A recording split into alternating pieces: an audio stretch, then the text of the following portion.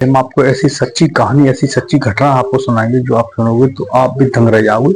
आपके पैरों तले जमीन खिसक जाएगी कि आज के समाज में लोगों को रिश्तों की कोई अहमियत नहीं रही है। ऐसी एक कहानी आपको सुनाते हैं हम गुजरात की। गुजरात का एक शहर पड़ता है जामनगर, और जामनगर में एक परिवार रहा करता था। उसका नाम था राजेश की पत्नी और उसके दो बच्चे।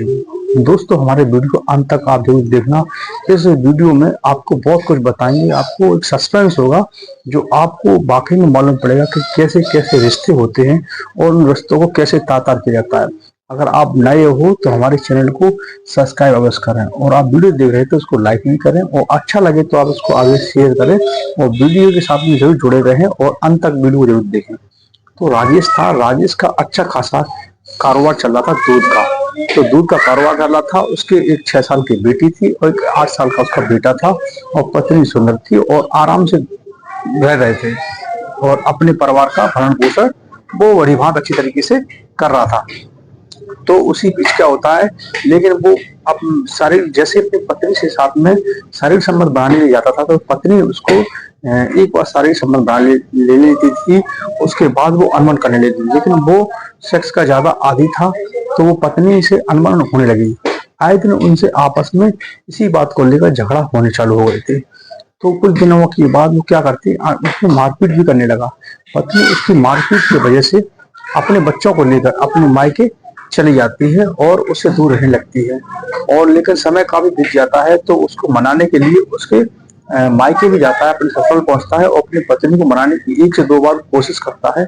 जब पत्नी उसकी नहीं मानती है तो मामला दूर तक पहुंच जाता है, उनका झगड़ा पुलिस तक पहुंच जाता है। तो 1 से 2 बार अपनी पत्नी को मनाने के लिए अपने ससुराल पहुंचता है, तो पत्नी उसकी हरकतों से बाज आकर वो इतनी उससे टूट गई थी, वो चाहती थी वो अपने पति से दूर रहे और वो तलाक लेना चाहती थी। और तो वो ऐसे करके उन करीब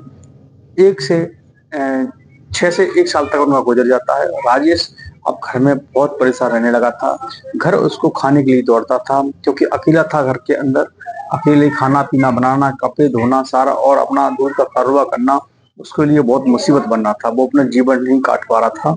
तो वो एक दिन अपने दोस्त को उसने अपनी पूरी घटना बताई।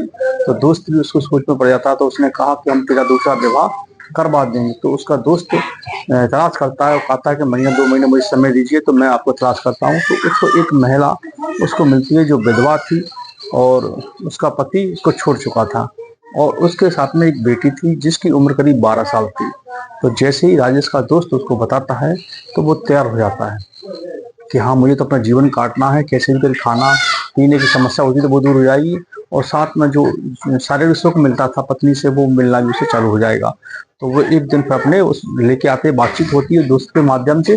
उसके बाद वो वहीं पास के मंदिर में ले जाकर उनकी आर्य समाज मंदिर में उनकी जो राजेश होता है वो शादी उस विधवा महिला से कर लेता है, और धूमधाम से शादी करके उसको अपने घर ले आता है। और उसके बाद वहाँ अपने परिवार में बड़े खुश तरीके से वो रह रहे थे, जिसमें उनका एक बेटी होती है जिसकी उम्र करीब 12 साल होती है।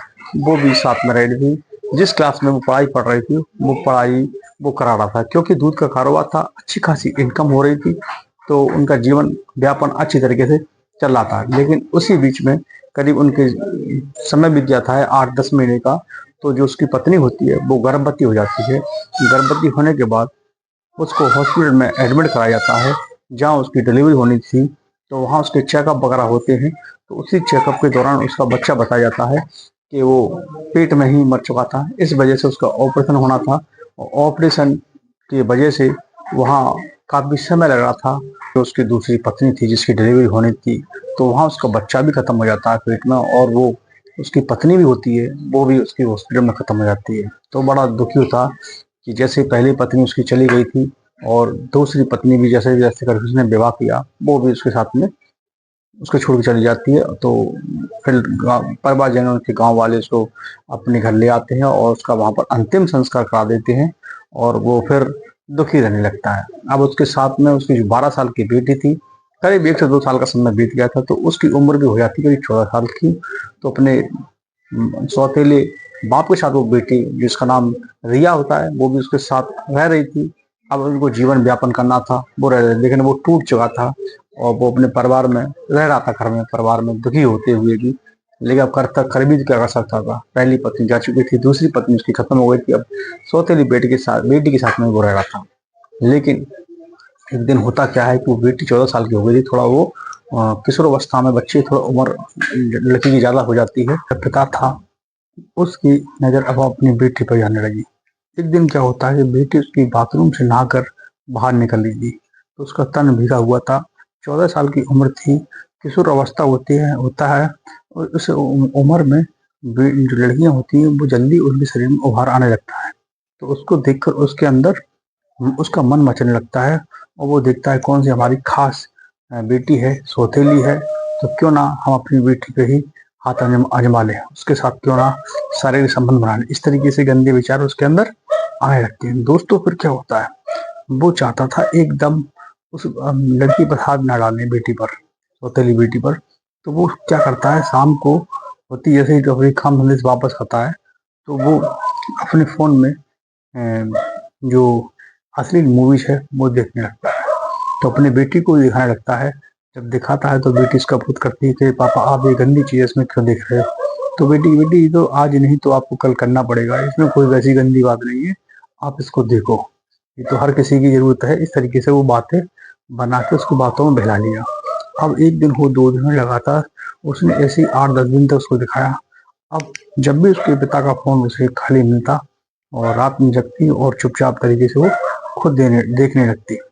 इस तरीके से वो हैबिट बढ़ गई। लेकिन वो राजेश समझ चुका था कि वो एकदम इस पर प्रयास करेंगे तो दिक्कत आएगी। तो एक दिन ऐसे मौका मिलता है, तो वो एक दिन अपने साथ सोने के लिए उसे उठा लेता है। वो कहता है कि तुम हमारे साथ ही सो जाओ और यहीं हमारे पास आके लेट जाओ, आज हमारे भी थकावट ज़्यादा है। तो कैसे भी करके उसको वो अपने पास बुला लेता है और वहीं पास में लिटा लेता है अपने बेड पर, और अपने फ़ोन में उसको सेक्स की मूवीज दिखाने लगता है। जैसे ही वो मूवी दिखाने लगता है, तो वहीं वो बेटी थी, सौतेली बेटी, वो भी रिया उत्तेजित होने लगती है। और वहाँ राजेश भी दोनों उत्तेजित होने लगते हैं। और क्योंकि वो कामुक मूवीज देख रहे थे, तो ये दोनों लोग ऐसे काम हरकत करने लगते हैं, और उसके साथ में वो शारीरिक संबंध बनाना चालू कर देता है। क्योंकि छोटी उम्र थी, थोड़ी परेशानी भी उसके साथ में होती है, लेकिन फिर भी लगातार उसके साथ में वो अपने तरीके से उसके साथ शारीरिक संबंध बनाता है। अब ये सिलसिला उसका दिन प्रतिदिन का चालू हो गया। ऐसे करते करते करीब काफी महीने गुजर गए। तो एक दिन मोहल्ले पड़ोस वालों ने देखा कि इसकी तबीयत बिगड़ गई है और परेशान हो रही थी। तो मोहल्ले पुलिस वाले इसको ले जाके एक हॉस्पिटल में ले जाते हैं, वहाँ की दवा वगैरह दिलाते हैं। तो वहीं उसका चेकअप भी होता है कि इसको क्या प्रॉब्लम है। और करीब 6 से 7 महीने हो चुके थे, वो गर्भवती भी थी, पेट उसका बढ़ भी गया था। जब चेकअप हुआ तो डॉक्टर ने कहा ये करीब 7 से 8 महीने की गर्भवती हो चुकी है। ऐसा जो न्यूज़पेपर में वहाँ की निकली थी वो चीज़ वहाँ आ रही है। फिर क्या था, वहीं जब ये खबर पूरे मोहल्ला आसपास में फैलती है, तो उन्हीं में से कोई व्यक्ति ये खबर पुलिस तक पहुँचा देता है। तो पुलिस जब आती है, तो वहाँ जो दूध का काम करने वाला उसको सौतेले बताता राजेश, पुलिस उसको पकड़ के ले जाती है। और जब उनसे, क्योंकि इसमें सहमति उस लड़की की भी थी, लड़की को पूछताछ की जाती है, पहले तो मना करती है, बताती नहीं है, लेकिन थोड़ा प्रेशर देके पुलिस उससे पूछती है। तो पुलिस के सामने साला पूरा बयान वो दर्ज कर देती है कि बताती है ऐसे करके उन्होंने हमें गंदी गंदी मूवीज दिखाई, फिर धीमे धीमे करके उन्होंने मेरे साथ में एक काम किया, फिर हमारे साथ कई महीनों तक उन्होंने 6-6 महीने 7 महीने तक उन्होंने हमारे साथ ऐसे ही गलत काम किया, और उसका परिणाम में निकल के आया। तो पुलिस ने उस पर जो पॉक्सो एक्ट, जो 18 साल से कम उम्र की बच्चियां या लड़के होते उनके साथ में गलत हरकत करते हैं, नीच हरकत कही जाती है, तो उन पर पॉक्सो एक्ट लगती है, उसमें कोई जमानत नहीं है। दोस्तों, रिश्तों में ये बाप बेटी का रिश्ता ही भूल जाते हैं। उन्होंने देख लिया सौतेली, लेकिन आपने उसकी माँ के साथ में शादी की थी, ना कि बेटी के साथ में। और जो बेटी वो नाबालिग थी, जिसकी उम्र 14 साल थी महज, और उसके साथ में इन्होंने इतना गंदा घिनौना काम किया, तो पॉक्सो एक्ट 376 जो भी इन पे धाराएं जो लगती हैं वो धाराएं लाई गई। और इस समय वो खुद ही जेल के अंदर हैं। अब वो बेटी है, उसके साथ में उसका जीवन बर्बाद कर दिया। अब वो 7-8 महीने की गर्भवती है, उसके लिए भी गर्भपात कराया गया, फिर उसके बाद परमिशन लेने के बाद। और आज वो बच्ची अनाथ होकर उस घर में रह रही है। माँ उसकी गुजर गई, पिता था जो घिनौना काम करने के बाद वो जेलों की सलाखों के पीछे है। अब उसका जीवन कैसे गुजरेगा। लेकिन दोस्तों हवस के आगे इतना अंधा हो जाता है कि वो बच्चों तक को भी नहीं छोड़ता है, बेटियों को नहीं छोड़ता है। जो नादान होती हैं उनको भी अपने हवस का शिकार बना लेते हैं। ऐसे पापी लोग इस समाज के अंदर भरे पड़े हुए हैं और इनके ऊपर जो देश का कानून है वो सजा उसके अनुरूप मिल रही है, वो सजा काट रहे हैं। इस कहानी को बताने का और यही पर्पस था कि देश के अंदर ऐसे लोग हैं, ऐसे लोगों से भेड़िए हैं जो समाज में बीच में रहते हैं, वो ऐसी हरकत करते हैं। तो दोस्तों सावधान रहें, सतर्क रहें। कल फिर मिलते हैं।